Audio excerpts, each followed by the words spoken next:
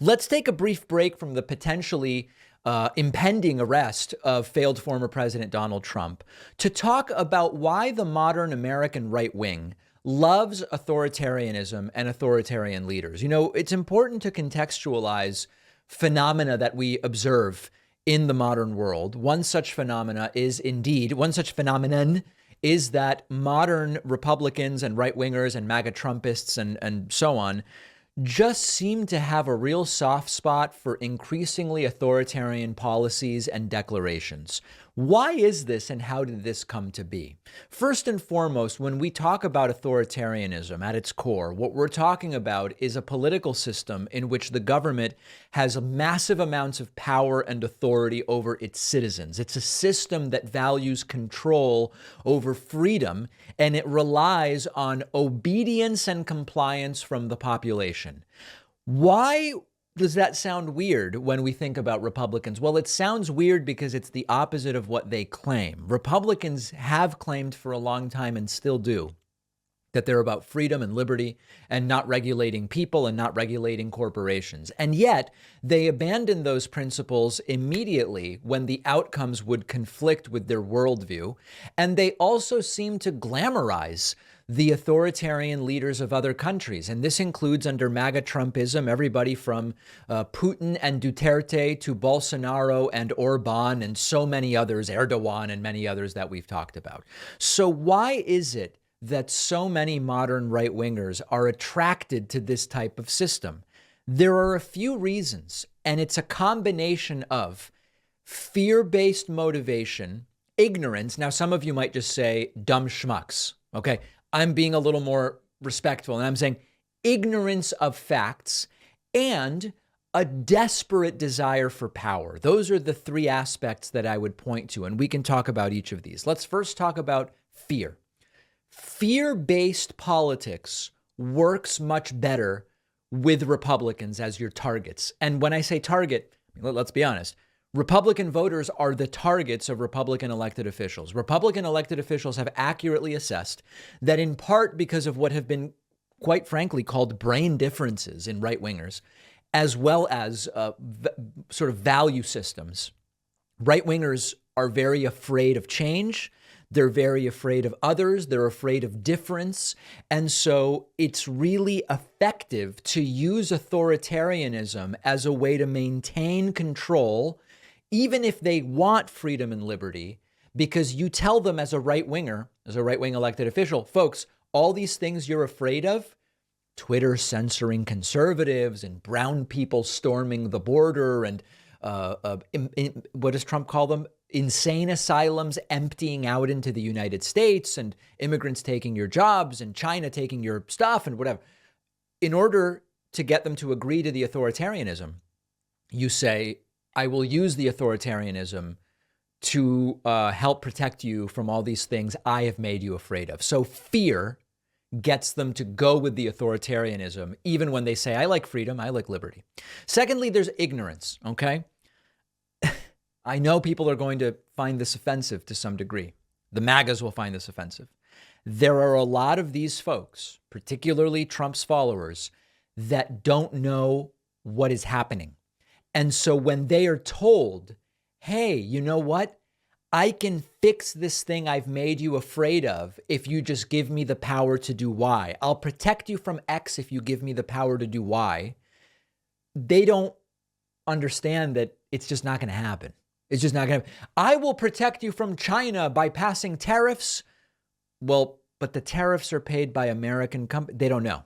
So they go, yes, protect us from China by passing the tariffs.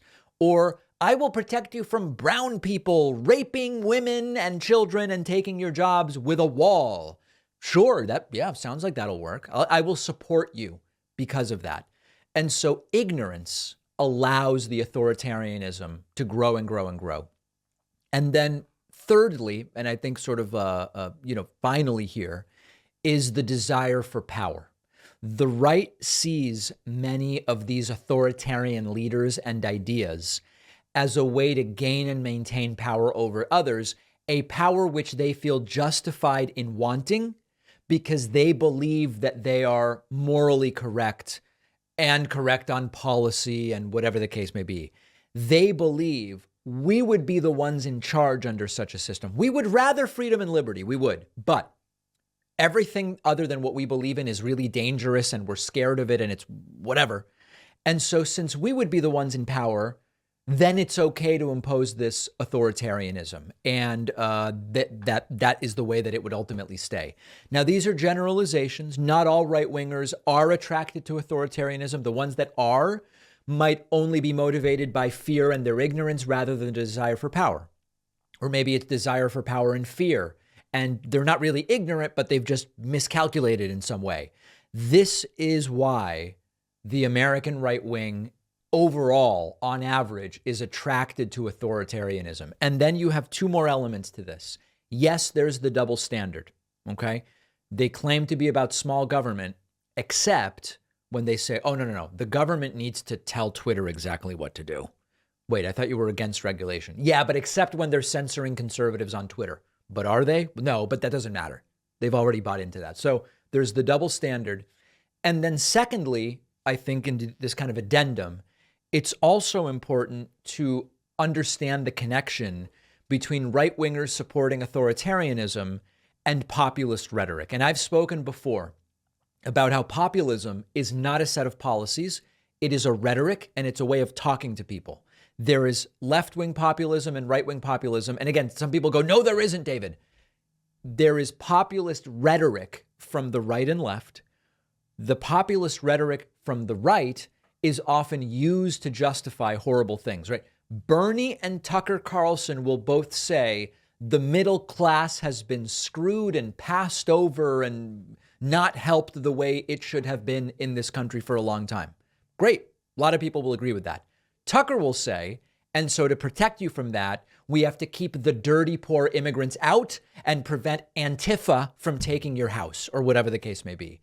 That's important not to ignore, which is that much of the support for authoritarianism from the right has come on the heels of populist rhetoric from right-wing heroes to them, like Tucker and Trump and others.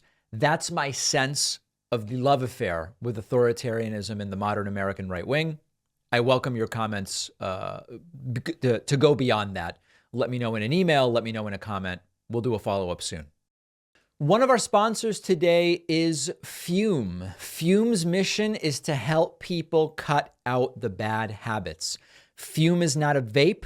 There's no nicotine. Fume is a wooden, non-electric device that delivers plant-flavored air and gives you something to do with your hands. That's it.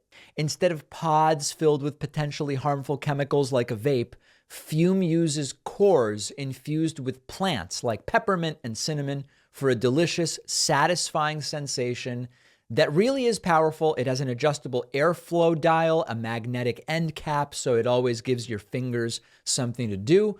People trying to conquer bad habits know exactly how important those factors are. Sometimes you have to replace a negative habit with a benign one to accomplish your goal. Read the reviews online. Thousands of people are talking about how Fume is the perfect alternative for that hand-to-mouth fixation. Head over to tryfume.com and use the code PACMAN to save 10% when you get the Journey Pack, which comes with the device and 3 flavors. The link is down below.